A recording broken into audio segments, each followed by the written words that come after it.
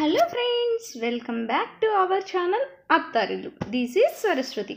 ఈ రోజు మన వీడియోలో అరటికాయ మసాలా కర్రీని ఈజీగా ఎలా తయారు చేయాలో మన వీడియోలో చూసేద్దాం. ఈ కర్రీ చాలా టేస్టీగా ఉంటుంది. అలాగే తయారు చేయడం కూడా చాలా ఈజీ.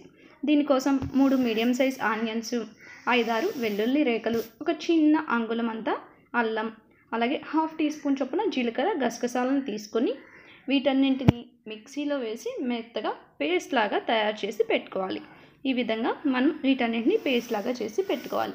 ఇప్పుడు ఈ పేస్ట్లో 2 టేబుల్ స్పూన్ల కారాన్ని యాడ్ చేసేసుకోవాలి. అలాగే దీనిలోకి 1 టేబుల్ స్పూన్ రాక్ సాల్ట్ని యాడ్ చేసేసుకోవాలి. ఇక్కడ మనం క్రిస్టల్ సాల్ట్ యూజ్ చేస్తున్నాము.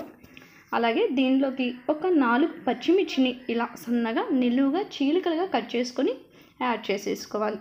అలాగే అరటికాయ ముక్కల పైన పీల్ చేసుకొని ఈ విధంగా చిన్న ముక్కలుగా, మరీ చిన్నవి కాకుండా మీడియం సైజ్ ముక్కలుగా కట్ చేసి పక్కన పెట్టుకోవాలి. ఇప్పుడు మనం ప్రాసెస్లోకి వెళ్ళిపోయినట్లయితే స్టవ్ పై ప్యాన్ హీట్ చేసుకొని 3 టేబుల్ స్పూన్ల ఆయిల్ యాడ్ చేసుకోవాలి. ఆయిల్ బాగా హీట్ అయిన తర్వాత మనం ముందుగా రెడీ చేసి పెట్టుకున్నటువంటి ఆనియన్ పేస్ట్ని దీనిలోకి యాడ్ చేసేసుకోవాలి. ఆనియన్ పేస్ట్ మొత్తాన్ని దీనిలోకి యాడ్ చేసేసుకున్న తర్వాత ఈ విధంగా గరిటతో కలుపుకుంటూ దీనిలో ఒక హాఫ్ కప్ వాటర్ని యాడ్ చేసుకోవాలి. వాటర్ని యాడ్ చేసుకొని మంటని లో టు మీడియం ఫ్లేమ్లో పెట్టుకొని ఒక 10 నిమిషాల పాటు ఫ్రై చేసుకోవాలి. మనకి ఈ ఆనియన్స్లో ఈ విధంగా ఆయిల్ పైకి తేలే వరకు లో టు మీడియం ఫ్లేమ్లో ఫ్రై చేసుకోవాలి. ఆయిల్ ఈ విధంగా పైకి తేలిన తర్వాత గరిటతో ఒకసారి మొత్తాన్ని బాగా కలుపుకొని మరొక 5 నిమిషాలు లో ఫ్లేమ్లో పెట్టుకున్న తర్వాత అరటికాయ ముక్కల్ని యాడ్ చేసేసుకోవాలి.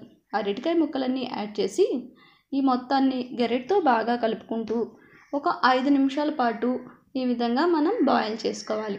5 నిమిషాల తర్వాత మూత తీసి చూసినట్లయితే మనకి అరటికాయ కర్రీ అనేది ఈ విధంగా రెడీ అయి ఉంటుంది. ఇప్పుడు ఒకసారి గరిటతో బాగా కలిపి మరొక హాఫ్ కప్ వాటర్ని యాడ్ చేసుకోవాలి. హాఫ్ కప్ వాటర్ యాడ్ చేసిన తర్వాత మూత పెట్టి 10 నిమిషాల పాటు బాయిల్ చేసుకోవాలి. 10 నిమిషాల తర్వాత చూసినట్లయితే ఆయిల్ ఈ విధంగా పైకి తేలుతుంది. అలాగే మనకి కర్రీ కూడా ఈ విధంగా దగ్గర పడి ఉంటుంది. ఇప్పుడు ఈ కర్రీని ఒకసారి బాగా కలుపుకొని ఒక సర్వింగ్ బౌల్లోకి తీసుకొని సర్వ్ చేసేసుకున్నట్లయితే మనకి అరటికాయ మసాలా కర్రీ అనేది రెడీ అయిపోయినట్లే. మీకు నా వీడియో నచ్చినట్లయితే నా వీడియోకి లైక్ చేయండి. అలాగే మీ ఫ్రెండ్స్ అండ్ ఫ్యామిలీ మెంబర్స్కి షేర్ చేయండి. మీ సజెషన్స్ని కామెంట్ చేయండి. నా వీడియోస్ మరిన్ని చూడాలి అనుకున్నట్లయితే నా ఛానల్ని సబ్స్క్రైబ్ చేసుకొని పక్కనే ఉన్న బెల్ ఐకాన్ని ప్రెస్ చేయడం మాత్రం మర్చిపోవద్దు. Thank you for watching this video. Have a nice day friends. Bye bye.